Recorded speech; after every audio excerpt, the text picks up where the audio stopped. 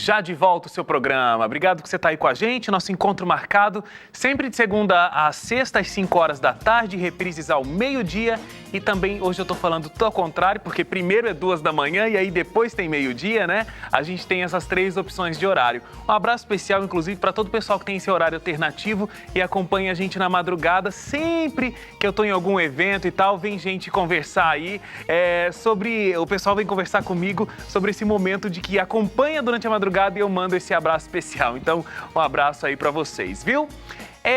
Olha, aqui no seu programa você pode participar, a gente daqui a pouquinho vai ter o nosso assunto sobre energéticos, as dificuldades disso para o nosso organismo, facebook.com/seu programa e tem também o nosso Twitter, o @seu programa. Agora a gente vai falar com a Samela sobre tecnologia e a gente vai aprender a estudar.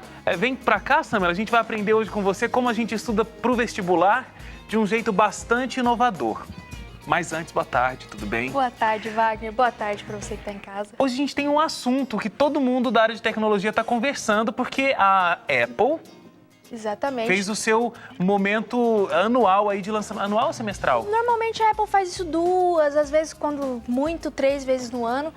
Eles fazem uma conferência para os desenvolvedores e para pessoas da área da tecnologia que eles lançam seus novos produtos, seja hardware, tanto hardware quanto software. E hoje a Apple lançou 2 novos modelos de iPhone, retirando o iPhone 5 do mercado e lançando o iPhone 5S e o iPhone 5C, que são versões diferentes do mesmo modelo do iPhone, e também lançando uma nova versão do software para os aparelhos, tanto iPhone, iPad, Apple TV, os aparelhos que utilizam, os aparelhos móveis da Apple que utilizam o sistema iOS, que lançou agora o iOS 7. Deve estar disponível dentro dos próximos dias para todo mundo fazer o download e atualizar os seus aparelhos. É legal você saber disso porque a Apple, quando faz essa conferência, vira notícia e, claro, que lança tendência para todas as outras empresas de comunicação o desenvolvimento que a Apple desenvolve novos principalmente produtos, no software, no novo iOS, no novo sistema operacional para os celulares da Apple, para os iPads da Apple. É uma mudança bem sensível, bem radical para o que a gente estava acostumado desde o primeiro lançamento do primeiro iPhone. É uma mudança radical em cima daquilo que a gente está acostumado até hoje, exatamente. Depois eu vou procurar saber as mudanças. A partir, acho que do dia 15 ou do dia 16, você já vai poder fazer a atualização do seu celular e aí você vai ver de perto. Eu não vou poder porque o meu não comporta essa nova atualização, tô pobre. Ô Samela, vamos falar sobre vestibular e como é que a gente pode... É um blog? É um site? É um portal? O que é? Vamos dizer que seja um portal. Tá. Não é exatamente para vestibular. É claro que tem a questão da preparação para o vestibular, mas o foco principal desse portal, digamos assim, é no Enem, que está chegando daqui a alguns meses, o pessoal já está prestando Enem. Então, esse portal foi lançado numa parceria com uma empresa de comunicação e uma empresa startup de tecnologia que desenvolve games, e eles fizeram uma forma para que o estudante possa fazer os testes como se fosse um jogo e que ele possa...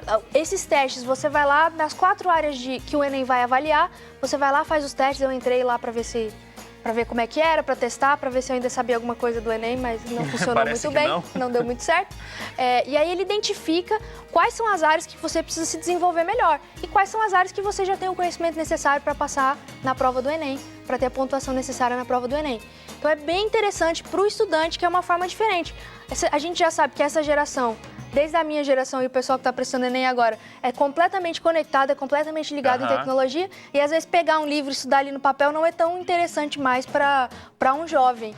Então, aí está uma ferramenta interessante tanto para professores, quanto para pais, para diretores de escola.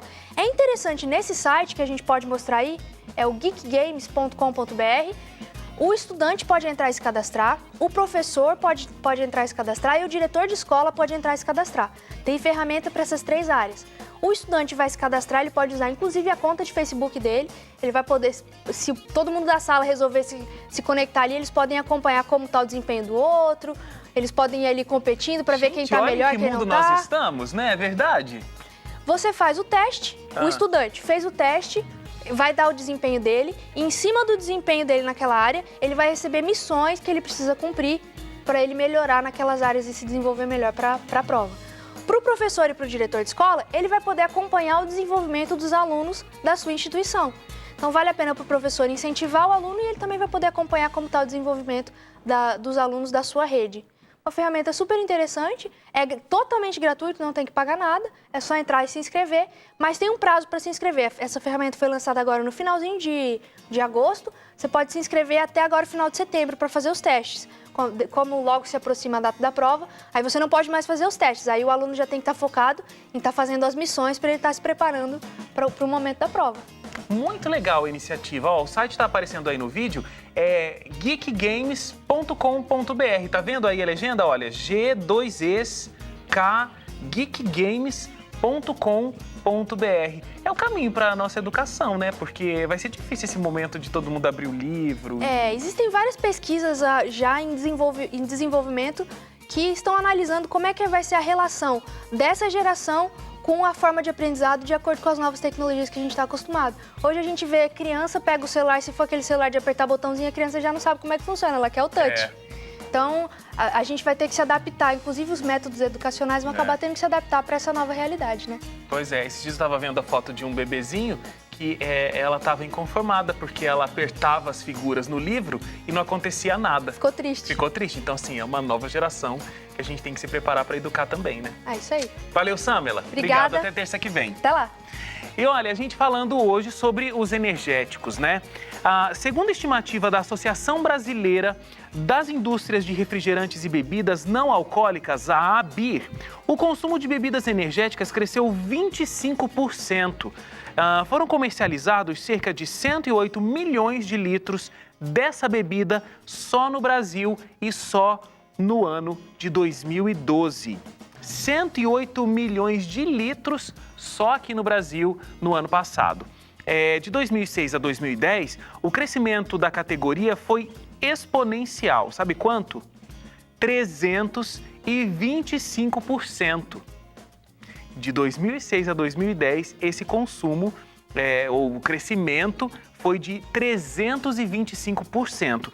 Impulsionado pelo aumento do poder de compra da população brasileira, obviamente, e pelo fato da bebida ter caído no gosto da nova classe média. E aí, são muitos prejuízos e tá aí a relevância da gente conversar bastante sobre esse assunto aqui hoje nessa tarde.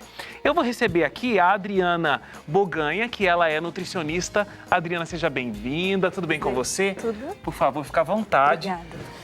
Adriana, números impressionantes do aumento do consumo dessa bebida. Sim.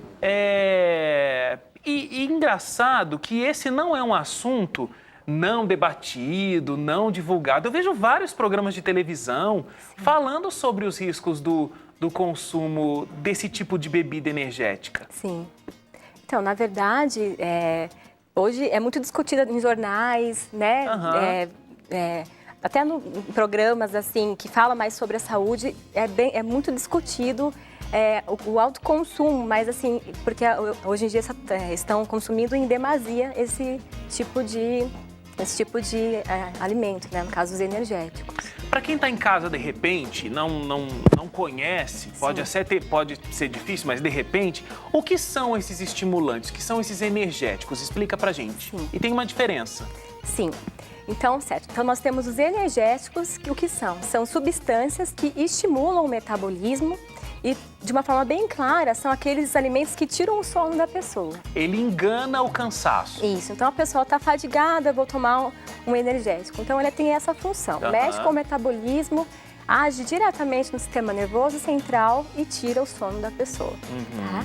Existem os alimentos que são os estimulantes. Então, tem os energéticos e os estimulantes. Acho que é bem importante deixar bem divididinho, né?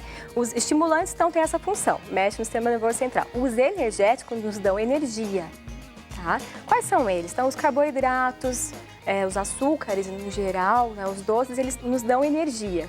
E tem eles em forma de suplementos também. Mas a nossa preocupação são com os energéticos, que as pessoas estão tomando em grande quantidade, sem uma orientação, e eles são, a nossa preocupação, porque eles são ricos em cafeína. Para você ter uma noção, uma dose de energético esses que nós achamos para serem comercializados em latinhas, tem 3 vezes mais cafeína do que uma simples xícara de café. Então, numa garrafinha dessa, numa latinha dessa, tem 3 vezes mais do que num café. Do que numa xícara de café, isso. E aí o pessoal que vai na balada numa noite, por exemplo, que toma várias latinhas, tá ligado no 330, não é nem no 220. E a nossa preocupação, já que você falou sobre balada, eles usam muito com a bebida alcoólica. Qual é o problema? Qual é o problema? Muitos acham assim, eu vou tomar o café, eu vou tomar, o energético junto com a bebida, por quê? O álcool, a cafeína vai inibir a ação do álcool. Inibe mesmo? Não inibe. A cafeína não tem essa propriedade de inibir o efeito do álcool sobre o corpo. Então, também não vai deixar, por exemplo, eu vou tomar e não vou ter nenhum problema. Não. A pessoa vai ficar sonolenta, pode ter um acidente, enfim. Outra coisa também que é muito, muito importante deixar bem claro, que é o seguinte, a cafeína ajuda a aumentar a absorção do álcool pelo corpo. Então, a pessoa pode ficar intoxicada.